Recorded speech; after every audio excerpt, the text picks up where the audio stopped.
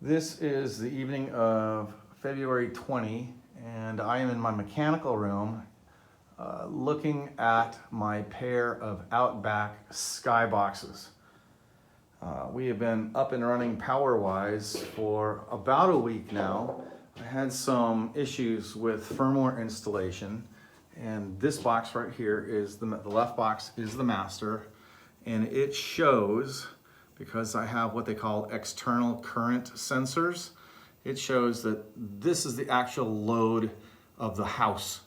And so the battery that I have right here is discharging. If you notice that we're only producing at 5 o'clock p.m. or very close to 5, is only about 100 watts. So since we have 2 kilowatts of power being used, this battery is trying to make up for that shortcoming.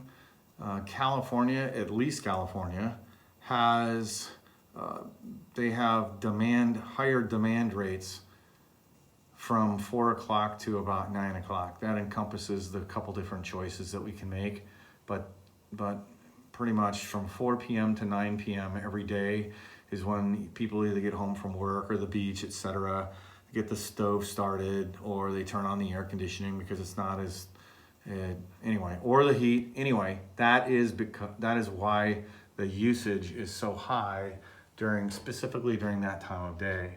So this is the slave. I realize it's kind of hard to see, but if we notice, the slave really doesn't even know that anything is going on. Now, yes, I see discharging, but if we take a look at this load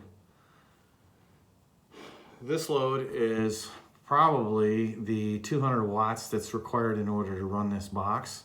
And yes, we are producing about 100 watts. And it is true that if you do the math on this, you're gonna be plus or minus 100 or 200 watts anyway. If you notice, this battery didn't get fully charged today. And unfortunately, because it doesn't know about this currently 2.5 kilowatts of power, what I would really like to have is this battery, the slave battery, to help out